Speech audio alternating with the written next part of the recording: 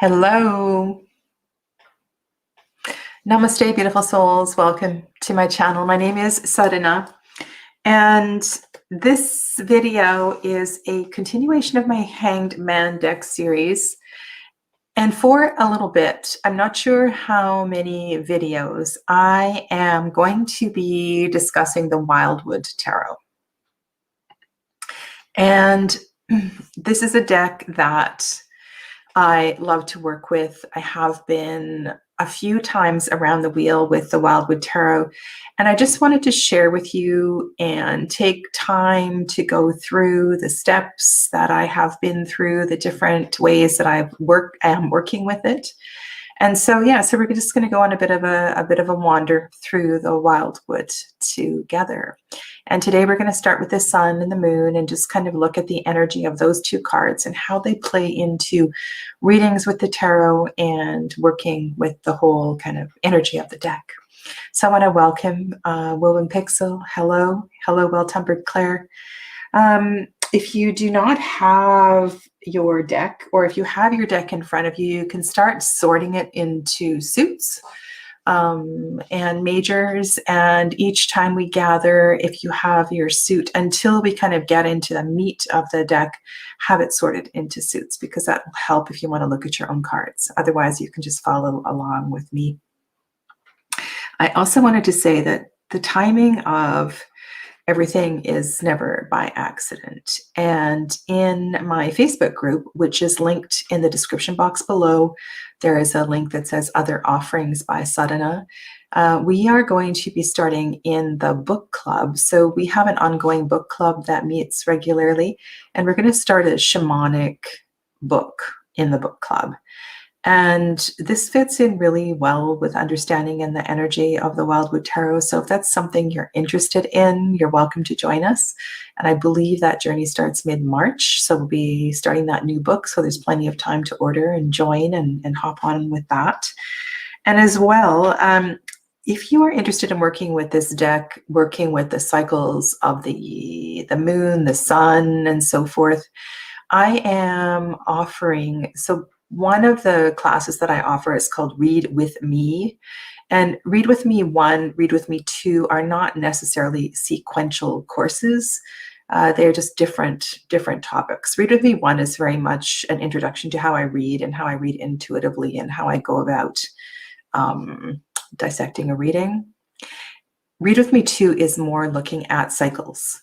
So we're going to be looking at moon cycles and how the moon and the energy of the moon affects readings, as well as a little bit of astrology and general timings in tarot, not so much for prediction, but as for when is it optimal to move with certain kinds of energy.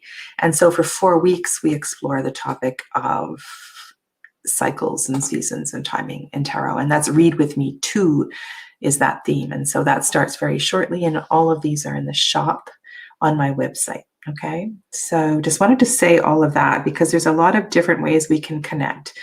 And afterwards, you know, if you come back to the video and you have comments, please put that in the comments below and we can carry on this conversation.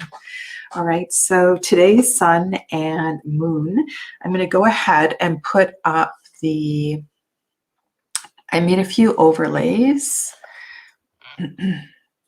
And I just kind of want to introduce and talk about some pretty basic concepts in this deck. So the 19th card, and I actually noticed they are not Roman numeraled. I will change that for the next video,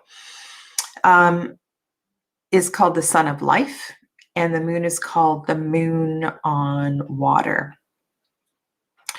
And the Sun of Life corresponds and affects and is part of the energy from the spring equinox to the autumnal equinox. It dominates the season of summer, obviously, and part of the spring and part of the fall. And then the moon card is It reminds you of the hero's journey, yeah. And then the moon card goes from the autumnal equinox to the spring equinox and fully embodies the season of winter, and then is half of the fall and half of the spring. And so it's kind of interesting. We can bring in the energy of the sun and the moon to half of the minor arcana and understand that it is always, even though if it is not drawn in a reading, is influencing and affecting a reading when you're working with this deck. The other thing that I find really interesting is that the more I work with this deck, the more it also informs other readings with other decks. And I'm also right now working with the Moon Oracle, which is I'm trying to expand my understanding and knowledge of the moon mansions, and that is something that I will be bringing into future videos. So this one works with the Western moon mansions. I'm also kind of dabbling with Vedic astrology and the nakshastras. So something I'm very, very interested in. Seasons, cycles, and the way that we can flow if we work and we flow with the energy of the natural cycles of the earth, how much easier our life is and how much less it feels like we're just treading less, right? We just flow. What else did I want to say about this one? I think that's good. So the autumnal equinox, also at the top. Okay, so at the top you see June 21st, midsummer solstice, also known as summer solstice, is where the sun is at its pinnacle. It's at its peak. And so if you think of the influence of the sun card, if you don't have the deck, by the way, it looks like this. And I will put on the other camera shortly, has a waxing and a waning quality to it. So the influence of the sun card, is stronger as you move towards the solstice, and it has a waxing effect as you move from the spring equinox to the summer solstice, and it has a waning effect as you move towards the autumnal equinox. And then similarly, the moon has a waxing effect as it moves from the autumnal equinox to the winter solstice. It has its peak. Sorry, that's Amber. She's dreaming. She can get quite noisy when she dreams. That's my dog, in case you don't know. It is at its peak at the winter solstice, and then has a waning effect as it moves towards spring. And so this is a really interesting influence of these two cards, of these two energies. This is the moon that is built into this tarot. And so I just encourage you to think about that. Think about, we don't necessarily think about the sun as waning and waxing. Also, be mindful too, if you are reading for people who are in the other hemisphere, that everything needs to go in reverse, and to be really mindful of that as well too. And sometimes we don't always know, if the people that we're reading for are in the southern hemisphere or the northern hemisphere. So that's all really important. So yes, Andrew, that's right. So they start, the cardinal energy begins at the spring and the autumn. So those are two important concepts to kind of really wrap your head around when we're working with this deck. I'm going to cover a few things today. I'm going to try to keep these videos at about half an hour. And then each week we'll come back and expand and continue to work on these concepts. The other thing about this deck is that the seasons per se begin at now I call them cross quarters. It's very interesting. So I want to go back to this one here. So in the Wildwood Tarot, I believe that the solstices and the equinoxes are called the cross quarters.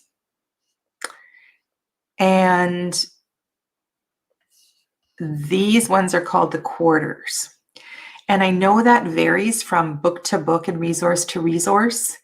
It doesn't really matter as long as you know what you're talking about. To me, the quarters are the solstices and the equinox, because coming from Western point of view, I see those as the beginning of the seasons.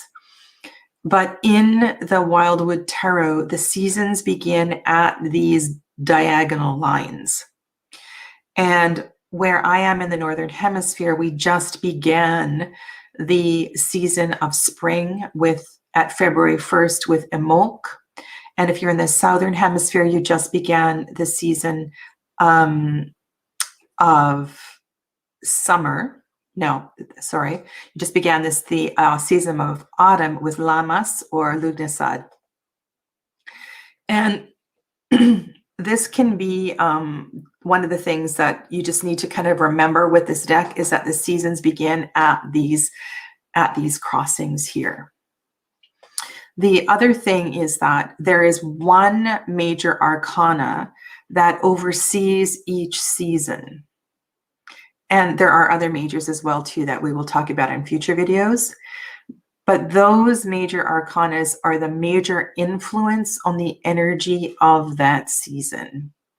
And again, they live in the background of the energy. And as you begin to build your comfort with this deck, and if a querent is asking about timing, or you're reading and it happens to be in the spring, and you know that the shaman is the energy that is predominant, that looks over, that oversees that season, you can weave that layer into your readings. And I just want to put on this one here. So what we were looking at in the previous overlay was just the sun and the moon. So if the sun peaks at the summer solstice, its most dominant connection with the minor arcana, I'm going to call them overseers, is the world tree. And the world tree is the overseer for summer. And then the moon has this really deep connection with the wanderer. And the wanderer is in the season of winter, the season of the energy of stones. And we'll look at that in just a second as well too. And so the spring is divided half in the sun and half in the moon, and same with the autumn, half in the sun and half in the moon. And so I think this is sometimes where people get a little confused with this deck. And just understand that the seasons begin at the cross quarters. And we're going to go over this and look at the cards in just a second. So I showed you that one. So this is a really good picture to have in mind. And I'll also show you my journal and how I laid this out in my journal to help me. And then there's one minor suit. I just going to look at Well-Tempered Claire's comment. 78 Degrees of Wisdom book. She talks about how the world, fool, magician, and high priestess. Yes, it's very similar, Andrew. And sometimes we forget about these layers and these wise teachers. One of the reasons I think that working with the Holistic Tarot, which is the book that we've been working at in the group, in the Facebook group right now, is so important, and other tomes of tarot wisdom, is that it is important to go back and look at what the teachers years back, decades back, have shared with us, because sometimes that wisdom gets lost, right? It gets watered down, and these are really, really important teachings. And so In the Northern Hemisphere right now, we are in the season of air, which is represented by arrows. And in the Southern Hemisphere, we are in the season of vessels, which is the season of water. And the moon would be in its waning, its final waning phase. And this in the Northern Hemisphere, and in the Southern Hemisphere, the sun would be in its final waning phase. So I hope all of that is just kind of an introduction to where we are, to where we're going to kind of begin this journey. Okay, so I'm going to switch the camera.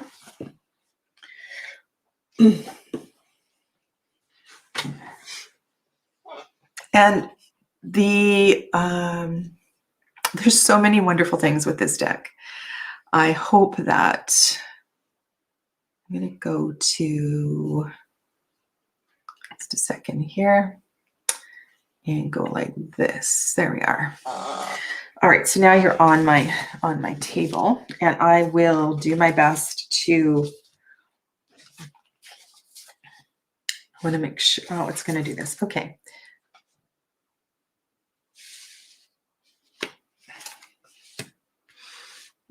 And just let me get the position right, because I'm going to keep this diagram up here for you.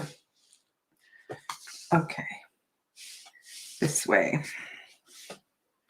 Sorry, I could have laid markers down before I started, but I didn't. There we are. Okay, so there is your sun and moon card. I guess I can reverse them, 18 and 19, just so you have a look at them. And I wanted to just generally speak to their energy. Anna Torres, hello, hello. Why is that? And Jezebel, hello, welcome.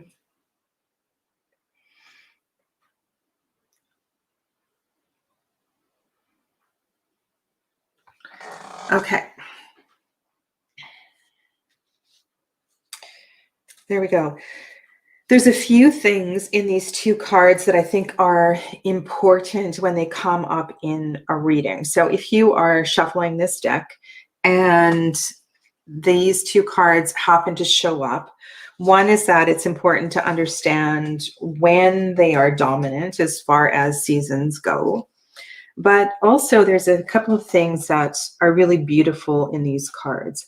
One is this egg that lives in the water, this pure potential of unconscious energy that is ready for exploration. You know, it's ready for us to gain insight from, to grow and to blossom if we are, you know, ready and willing and able to move into the unconscious.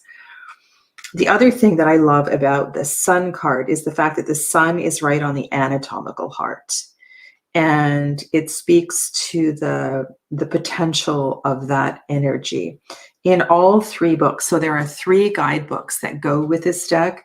The talk about nuclear fusion, the connection of our physical bodies to the sun and the moon and the universe is mentioned and discussed. And it's just a really beautiful conversation.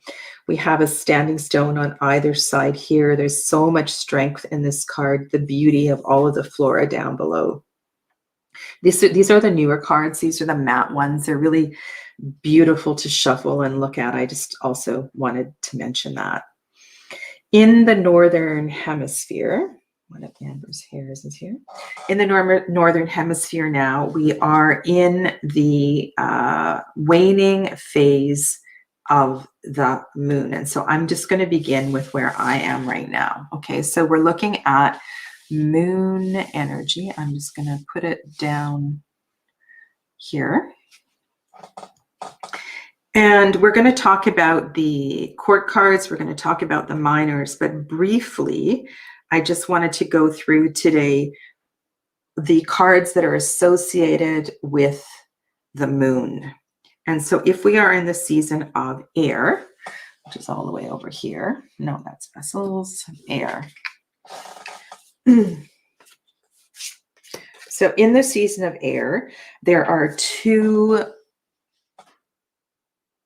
in connection with the moon. So today right now we're talking about the moon. In connection with the moon, in the season of air, we move through the night. And just a second here. We move through the night and the page of air.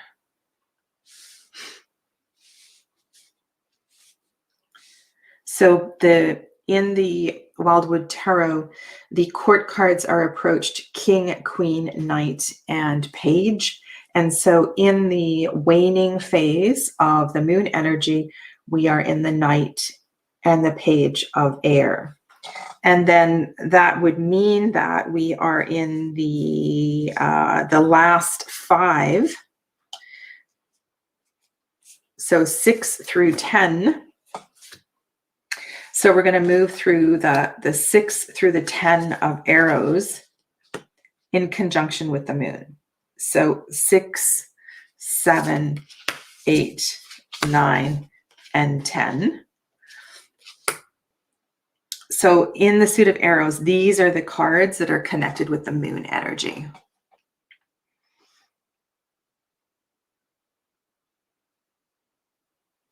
Yes, Andrew mentioned the Wildwood Facebook group. There's a lot of resources for this deck.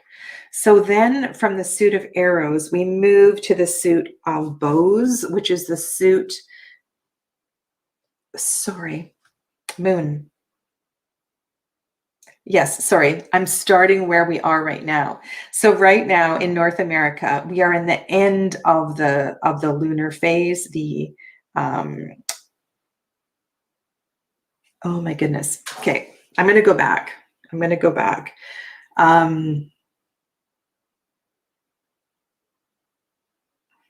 This is sun, people. This is sun.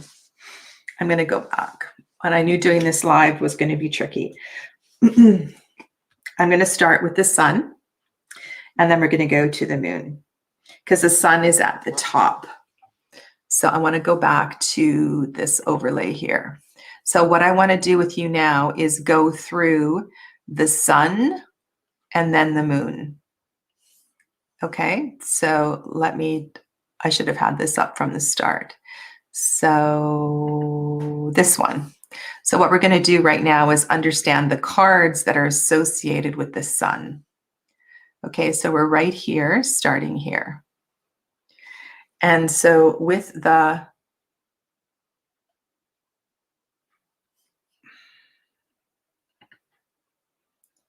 what's happened?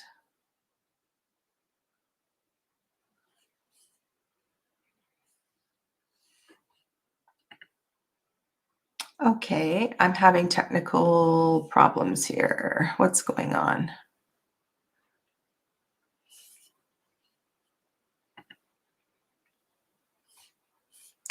Oh, it's probably not a transparent overlay. That's why. Okay, maybe this one is transparent. This one is transparent. There we go. Sorry, that's my technical problems with the. So what we're going to do is the sun is here, and we're going to start here at the spring equinox, and we're going to look at all of the cards here associated with the sun, and do that quite quickly. So that's all we're going to do today is look at the cards that are associated with the sun and the cards that are associated with the moon. So you can see here we're starting here at the end of arrows. Okay, so the sun is associated with the final half of arrows, all of the bows, and the beginning of the vessels. So that means the 6, 7, 8, 9, and 10 of arrows.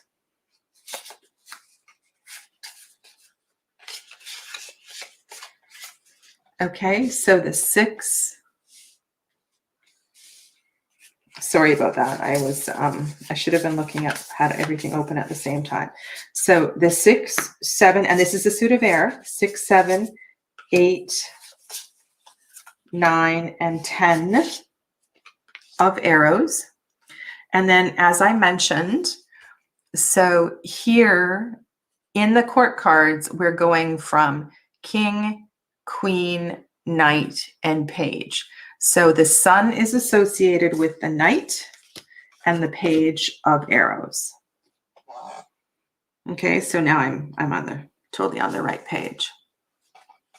And then with the suit, the next suit, which is a suit of bows, the suit of fire, which is the suit that is most closely connected with the sun, you're going to have all of the court cards. So you have the king, the queen, the knight, and the page will all come up in conjunction with the sun.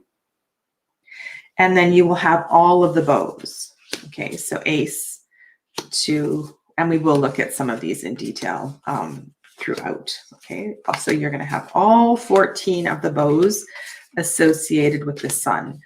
And the reason I'm going through this is because I think it's important when you're working with this deck is to understand the cards that are closely related to the sun. And then when we look at which cards might be more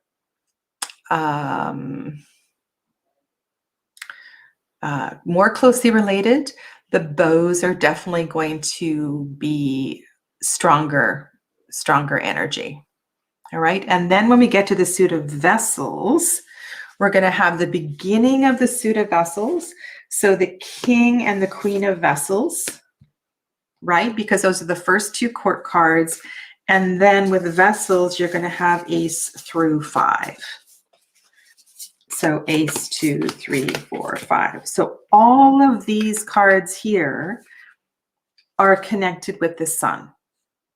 And there are some majors as well too, and we'll talk about that in a subsequent video. So this is something that you can start to work with and to find those connections between those two decks. Hello, Nancy, welcome. I don't think I said, okay, good. I'm up with the comments. Then we're going to go to the moon. So starting at the end of the end of autumn with the vessels. Can you see my cursor on my screen when I do this? Can you just let me know if you can see? Oh, maybe I can go here and I can see. No, you can't see. Okay. I'm just checking. You can't see. All right. So at the second half of, this isn't Zoom after all, the second half of vessels, so from the autumnal equinox until Samhain, we are looking at the vessels, where are you? Just bear with me. I've got all my cards in order here. We are into the energy of the Knight of Vessels, which is the eel, and the Page of Vessels. And then we have the 6 through 10 of Vessels. And then we go down to the suit of stones. And I don't need to place them one at a time. You have all of the court cards with the stones, all of the stone cards, and then the remainder of the arrows cards. Okay, so right now what I'm doing is I have 3 piles of cards. So all of these cards I have in conjunction with the moon. This pile I have in conjunction with the sun. And then I have another pile of the remaining major arcana cards. Okay. So I'm going to go back to myself. There we go. Hello. Please focus on me. And so that's pretty much where I want to take this today, is just to really start to understand in working with this deck there's this layer of where we are. So suppose you were to do a reading and somebody was to ask a question about their career. And they were looking to change careers, move to another location. They were asking about whether it was in their highest interest to switch to a new job. And suppose energetically you were, I don't know, you were in the summer. You were in the season of summer, and all the cards that came up. So the season of summer is the season of bows, the season of fire is where you are energetically, where you live at this particular time. And all of the cards that came up were stones and arrows. And the energy of stones, the pentacles, really, really support career. And the energy of air it's good. It's good for career. It's good for mind and thought and direction and focus and all of that.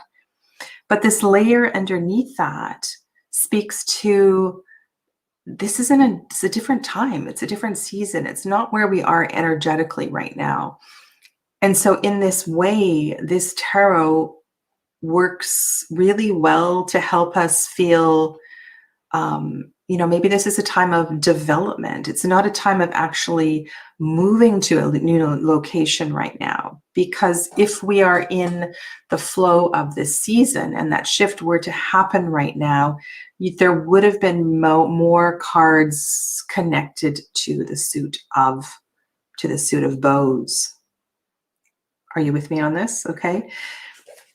We're going to build in all kinds of layers connected to the other majors as well too, and to look at that. But that's pretty much where I want to leave this today.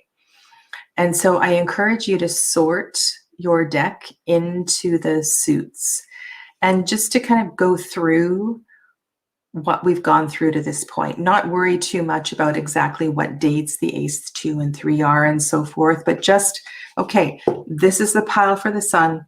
This is the pile for the moon. The moon has the energy of the waxing and the waning, as does the sun have the energy of the waxing and the waning. And we can really work with the strength of these two energies as a layer. Okay. So I'm going to come back probably within a week, and then we're going to carry on to the next step. So I want you to have fun with your deck until then, and go ahead and put your comments in your questions into the comments. And in the next video, we're going to look at associations with the minors and the court cards and how that gets built in more detail. And then we'll probably take it season by season, because I think it's easier that way. And I will speak to the people in the Southern Hemisphere as well too. So I'll try to remember that we're not all in the Northern Hemisphere. Okay, I'm in Canada for those of you that don't know where I am. All right, are there any other questions right now in the live chat just before I sign off? I don't know what Andrew's capitalized no is in reference to. That is interesting. I'm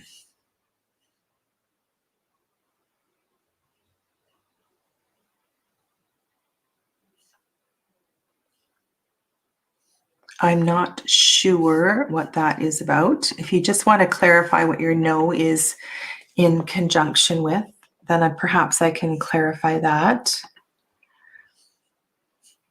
And if there's any other, oh no, does no mean no questions? Oh, it was in reference to the cursor. Yeah, I forgot that I'm not on Zoom, and I do a lot of teaching on Zoom. And when you're on Zoom, you can see my cursor. Different technology.